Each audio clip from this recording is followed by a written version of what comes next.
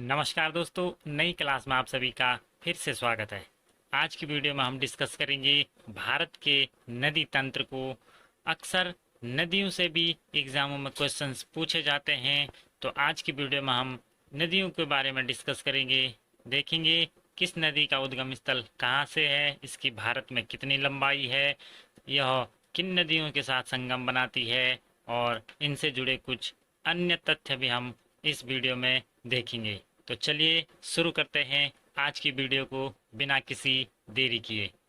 शुरुआत करते हैं भारत की सबसे बड़ी नदी गंगा नदी से।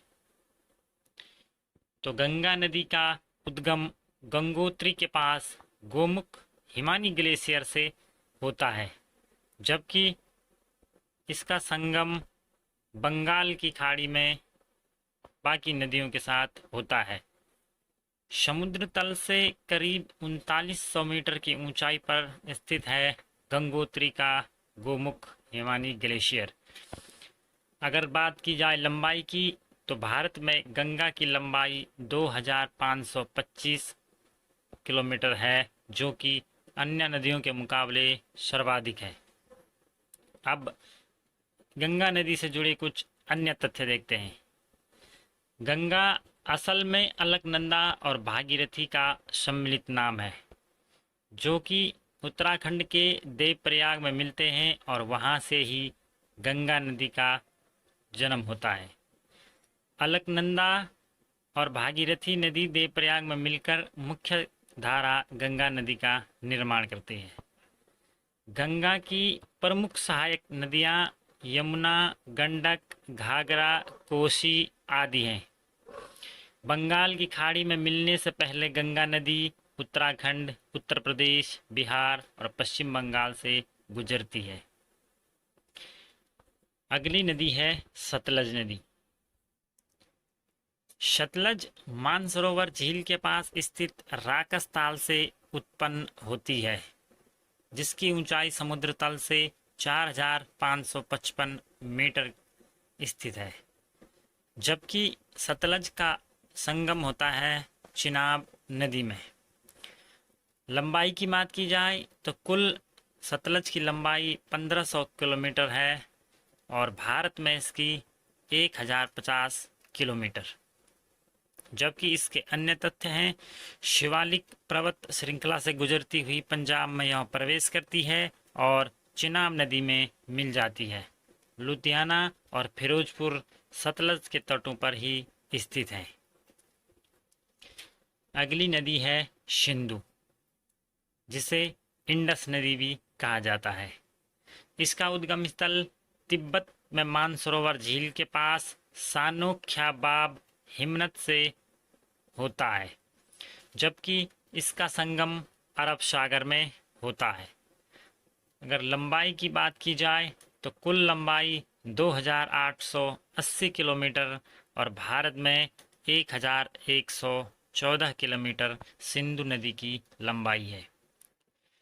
सिंधु की सहायक नदियां सतलज, चिनाब, रावी, ब्यास और झेलम हैं। हिमालय से निकलने वाली सिंधु नदी कुछ दूर बहकर पाकिस्तान में चली जाती है। अगली नदी है रावी नदी। इसका उद्गम स्थल कांगड़ा जिले के रोहतांग दर्रे के पास से उत्पन्न होता है, जबकि इसका संगम चिनाब नदी में होता है।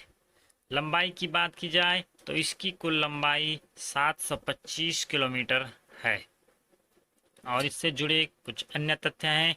रावी का पौराणिक तथा वैदिक नाम परुशनी या इरावती भी है। पाकिस्तान के पंजाब में प्रवेश करने से पहले रावी पाकिस्तानी सीमा के साथ साथ करीब 80 किलोमीटर तक बहती है। अगली नदी है ब्यास नदी। इसका उद्गम स्थल रोहतांग दर्रे के पास स्थित ब्यास कुंड है, जिसकी ऊंचाई समुद्र तल से 4330 मीटर है, जबकि इसका संगम सतलज नदी में होता है। अगर ब्यास नदी की लंबाई की बात की जाए तो इसकी कुल लंबाई 470 किलोमीटर है। जबकि इससे जुड़े कुछ अन्य फैक्ट हैं। ब्यास कुल्लू घाटी से बहती हुई धौलाधार पर्वत को पार कर पंजाब के मैदानों में पहुंचती है। ब्यास नदी का पौराणिक नाम अर्जिकिया या बिपाशा है। देश में ब्यास नदी जल विवाद काफ़ी पुराना है। यह पंजाब और हरियाणा के बीच ब्यास नदियों के अतिरिक्त पानी के बंटवारे को लेकर भी है। हमारी अगली नदी है यमुना नदी। यमुना का उद्गम हिमालय के हिमाच्छादित पर्वत बंदरपूंत से होता है, जिसकी ऊंचाई समुद्र तल से करीब 6316 मीटर है। जबकि यमुना का संगम प्रयागराज में गंगा से हो जाता है। अगर बात की जाए लंबाई की तो इसकी कुल लंबाई 1375 किलोमीटर है। अन्य तथ्य यमुना नदी से संबंधित। इसकी सहायक नदियां हैं चंबल, बेतवा, केन, हिंडन, शारदा। जबकि गंगा की सबसे महत्वपूर्ण उपनदी यमुना ही है। यमुना नदी 800 किलोमीटर तक गंगा के समानांतर चलती है या बहती है। अगली नदी है चंबल नदी। चंबल नदी का उद्गम स्थल मध्य प्रदेश में मऊ के पास स्थित जानापाव पहाड़ी के पास है। जबकि इसका संगम उत्तर प्रदेश के इटावा से 38 किलोमीटर दूर यमुना नदी में होता है। लंबाई की बात करें तो चंबल नदी की कुल लंबाई 1050 किलोमीटर है। अन्य तथ्य हैं, देश के सबसे गहरे खड्डों का निर्माण चंबल नदी ही करती है। इसकी सहायक नदियां हैं काली, सिंध, पार्वती, सिप्ता और बनास नदी। अगली नदी है रामगंगा नदी। नैनीताल के पास मुख्य हिमालय श्रेणी के दक्षिणी भाग से रामगंगा का उद्गम होता है। जबकि यह कन्नौज के पास गंगा नदी में मिल जाती है। लंबाई की बात करें तो कुल लंबाई 696 किलोमीटर है। जबकि खोन इसकी प्रमुख सहायक नदी है। अगली नदी है शारदा या काली नदी। कुमाऊं हिमालय का मिलम ग्लेशियर शारदा नदी का उद्गम स्थल है। जबकि इसका संगम बहराम घाट के पास घाघरा नदी में होता है। लंबाई की बात करें तो कुल लंबाई शारदा नदी की 602 किलोमीटर है। जबकि इसके अन्य तथ्य हैं। इसकी सहायक नदियों की बात की जाए तो सरमा, लिसार, सरयू, पूर्वी रामगंगा और चौकिया इसकी सहायक नदियां हैं। अगली नदी है कोसी। कोसी नदी का उद्गम स्थल गोसाई थान छोटी के उत्तर में स्थित है। जबकि इसका संगम करागोल के दक्षिण पश्चिम में गंगा नदी से होता है। इसकी कुल लंबाई 730 किलोमीटर है। जबकि इसकी मुख्य धारा अरुण नदी है और इसकी सहायक नदियां यारू, सुनकोसी, तामूर कोसी, लीखू, दूध कोसी और भोट कोसी हैं। अगली नदी है सोन नदी। सोन नदी अमरकंटक के पहाड़ियों से निकलती है। पटना के पास गंगा नदी में इसका संगम होता है और इसकी कुल लंबाई 780 किलोमीटर है। अगली नदी है ब्रह्मपुत्र नदी। तिब्बत में मानसरोवर झील से 80 किलोमीटर की दूरी पर स्थित हिमानी ग्लेशियर से निकलती है ब्रह्मपुत्र नदी, जिसकी समुद्र तल से ऊंचाई 5150 मीटर है। जबकि इसका संगम बंगाल की खाड़ी में होता है। नदी की लंबाई की बात करें तो इसकी कुल लंबाई 2900 किलोमीटर है और भारत में केवल 916 किलोमीटर। इसे तिब्बत में सापू और असम में दिहांग भी कहा जाता है।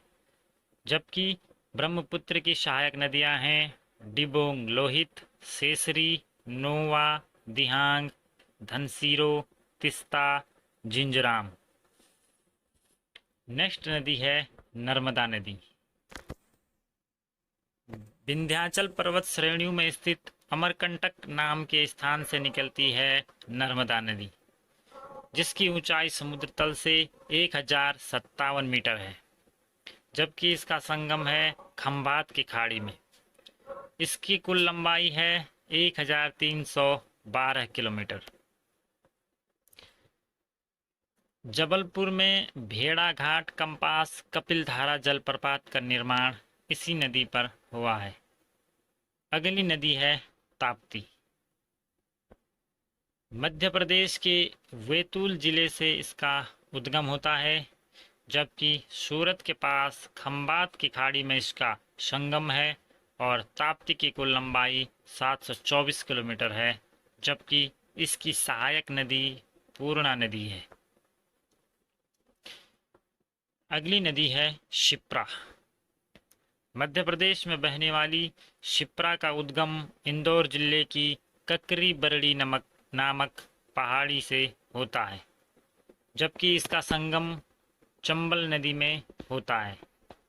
इसकी कुल लंबाई 560 किलोमीटर है।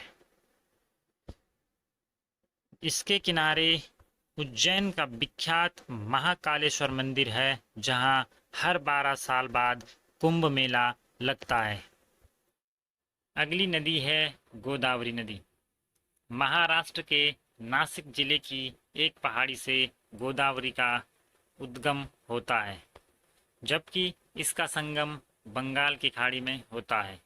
गोदावरी की कुल लंबाई 1465 किलोमीटर है। इस नदी को वृद्धगंगा भी कहा जाता है, जबकि प्रवरा, पूर्णा, मंजरा, बेनगंगा आदि इसकी सहायक नदियां हैं। अगली नदी है कावेरी नदी।